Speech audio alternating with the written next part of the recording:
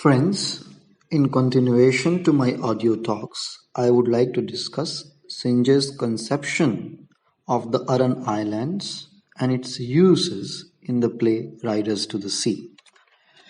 If you have read the play carefully, you know that Singe had a tendency to romanticize Irish peasant life.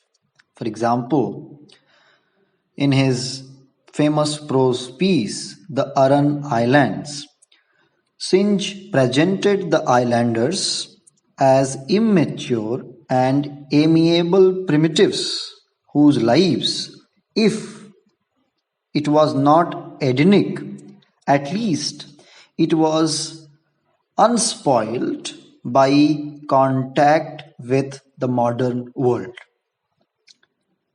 In other words, the islanders were pure Wordsworthian rustics who were yet uncorrupted by the forces of modernity and industrialization. In fact, Singe not only gave us the representation of romanticized pageants untouched by modernity, rather also showcased the lives of individuals fractured by modernity. In other words, he represented pageants caught up in the major cultural transition of the modern age, which can be summed up in the following sentence: the transition from a folk to an urban consciousness. All right. Now, before we discuss how the Aran Island has been represented in the play Riders to the Sea, we have to go back to Irish Renaissance or Celtic revival.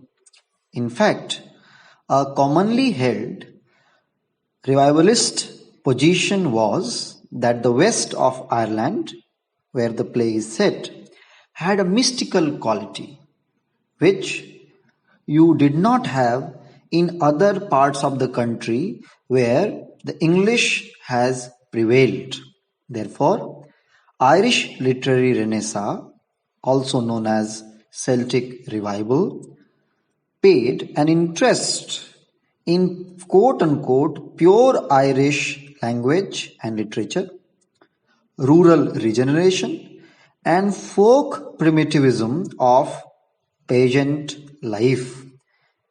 Now this folk, primitive, rural pageant life was contrasted to the other urban centers of Ireland which have been Anglicized.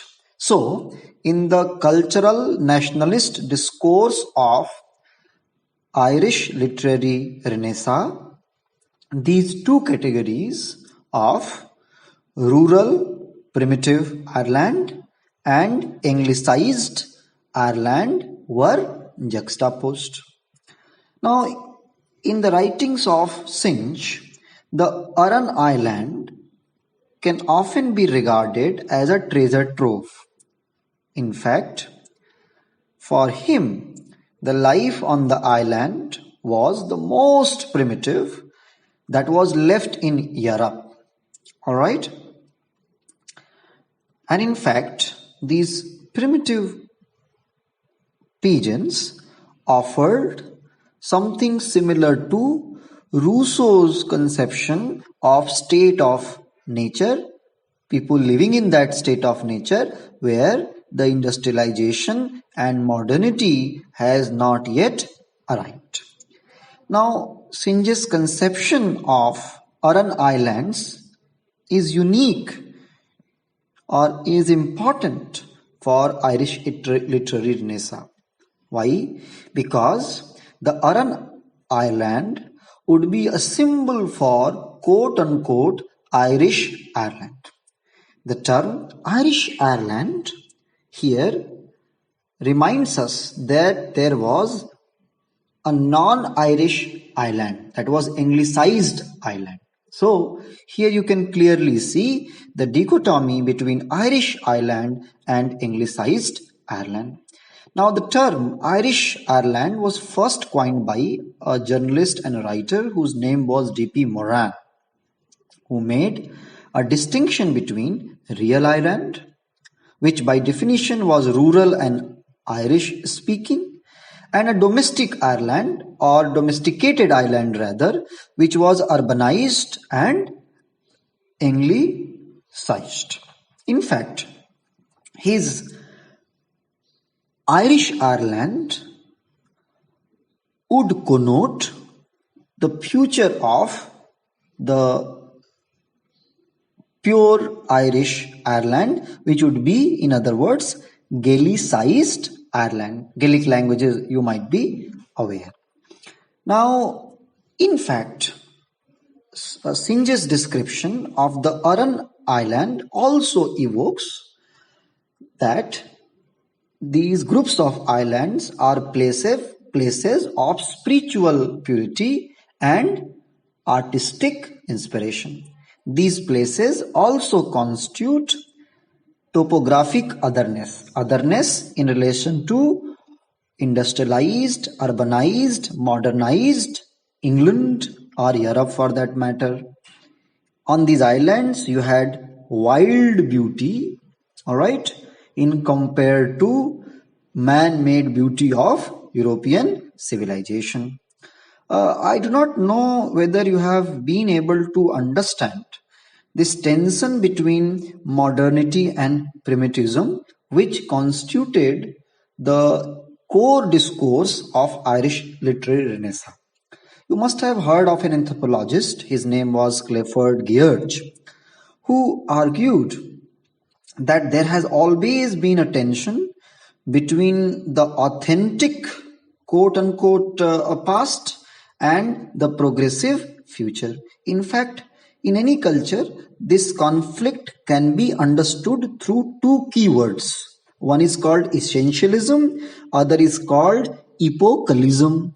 Now, essentialism refers to primitive impulse, wherein citizens seek to preserve an intangible essence of a race or people, and therefore they are driven towards enshrining or preserving authentic language or culture of the place. All right. So essentialism refers to quote unquote preserve the pure authentic language and culture of the place. Epochalism, on the other hand, connotes or refers to a desire for progress. All right.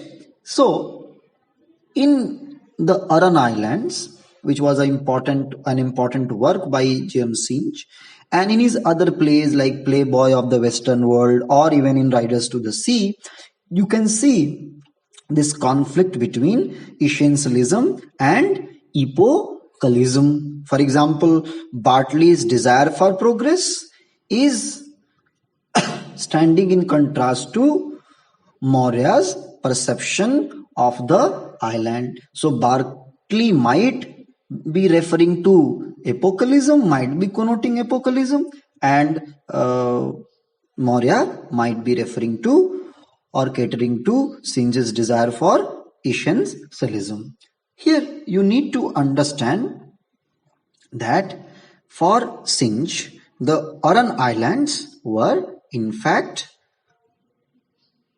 becoming a symbol for human ideal existing outside history.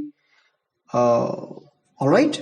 So you can say that they might correspond to many, although this term will be controversial to be used, as noble savages or the natural man. They were natural men, who were cut off from history, cut off from modernity, cut off from quote unquote urbanization and the processes of development.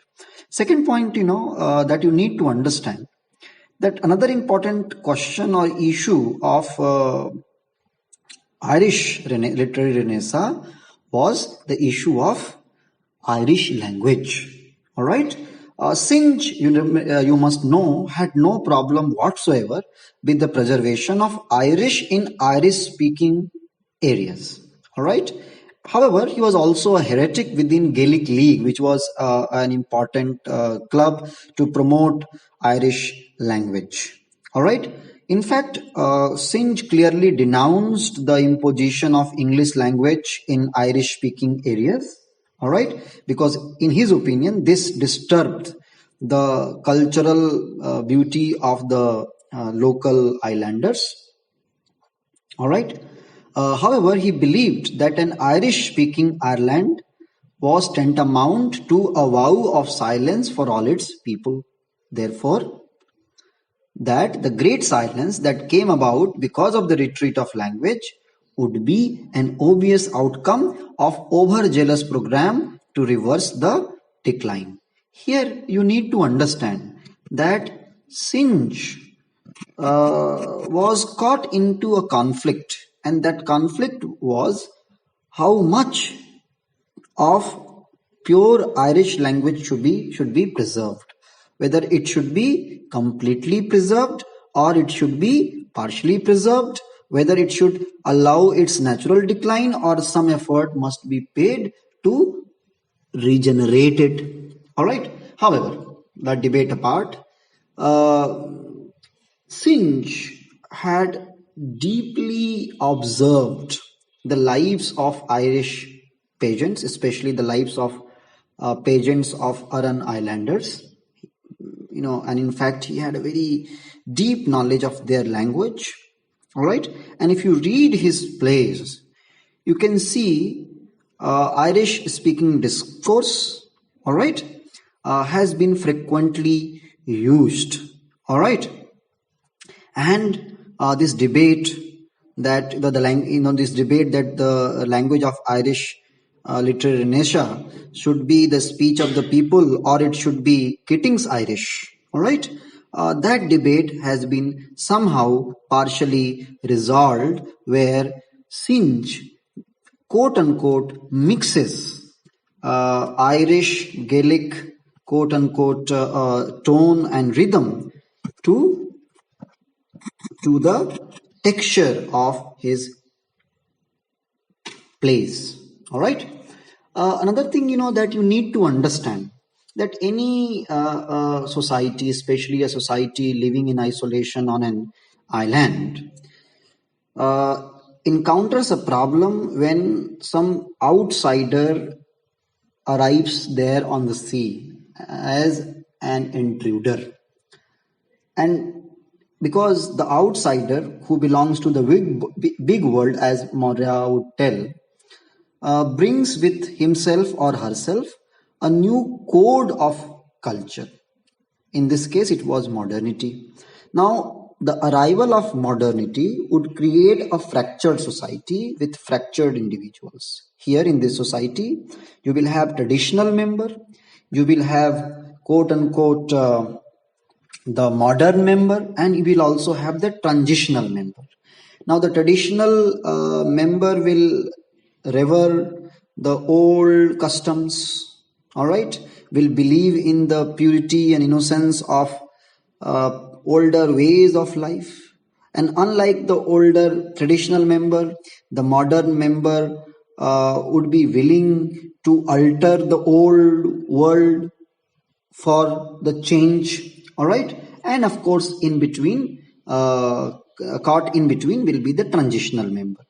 Now if you read the play carefully, you will immediately realize that Maurya is quote unquote the traditional member of this island community, while her son is the quote unquote the modern member who is willing to alter the old ways of living, although he is not fully modern in my opinion. Now, Maurya represents a traditional island woman with rural interests and convictions. Maurya knows her place, her island. She knows about its winds, its grapes, its portents. She knows how to keep a fire alive. She knows when the way a drowned son will look when he has been floating on the sea for 9 days. She knows the long history of her family and of other people of the island. Her knowledge of the island is deep, all right? And her attitude towards the customs of the island is also traditional. You remember that in the play, Maurya is very unhappy with the erosion of quote unquote these traditional value systems. Alright? In fact, she is very unhappy about the erosion of the most basic tradition of the island. And what was that? That was valuing of a person over profit. Means, you remember, for Maurya, the life of her son Bartley is more important than profit. But for Bartley, profit is more important than life. And therefore, you need to understand here that the most basic or the fundamental tradition of the island was that it privileged or it gave more importance to a person than to profit. And that has been altered. You remember, greed is one of the most important motives of capitalism and modernity. Now, greed has, quote unquote, started to permeate through the consciousness of the islanders. And that is something Maurya is deploring. Maurya is deploring the greed which is now embedded or present in Bartley. Maurya's first battle is her battle to save the life of Bartley. She does not want Bartley to leave the island. And how she appeals to him? She appeals to him through custom. If you have read the text, you know it was custom on that island that unless his brother's body return, all right, and unless Bartley quote unquote weeps for his brother at least for 9 days, all right, he cannot go to the sea. Had Bartley followed this custom, he would not have been dead. But Bartley is not interested in custom. Why? Because Bartley, quote unquote, is pragmatic modern man who believes in logic, who does not have any regard for the custom. All right. And he says, I must go now quickly because this is the one boat going for 2 weeks or beyond it. And the fare will be a good fare for horses. All right. Now, you can see that Bartley disregards custom.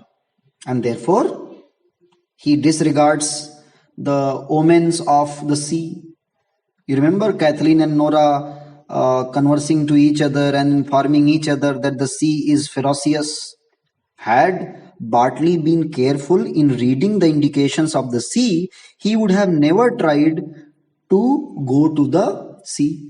But despite, but the problem with Bartley is that he believes that his modern pragmatic logical mind can guide him to profit, and that becomes a self-destructive principle for him. All right, so you remember that Maurya appeals to custom to protect Bartley, to forbid Bartley from going to the sea, but he does not take her advice seriously. Another moment, in the play is when the issue of benediction or blessing comes. Remember, Maurya wants to bless Bartley, but she cannot because her words are choked in her throat. Because somehow, we have to understand that Maurya knows that Bartley is not quote unquote following custom. Bartley is ignoring the custom. He is ignoring the bad omens. All right. Therefore, his death is certain. Nobody can stop him from dying.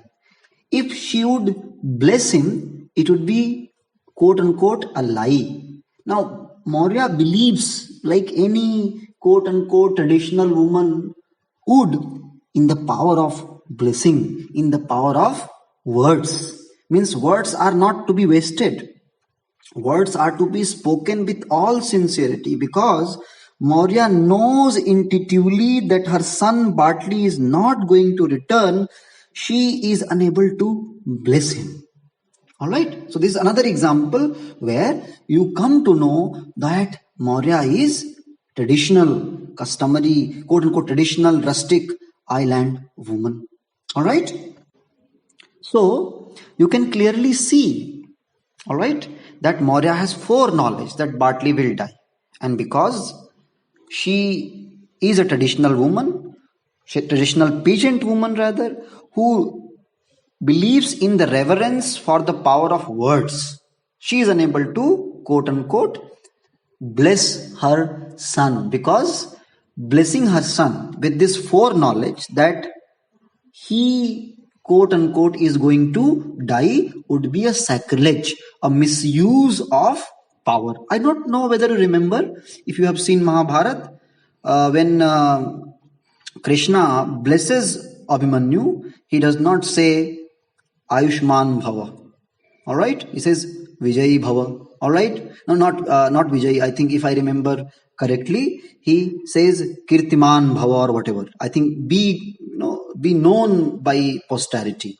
Now Krishna does not, quote unquote, tell Abhimanyu that he would be, quote unquote, living, because he had that foreknowledge. All right, therefore how could he say that you live long? He could not.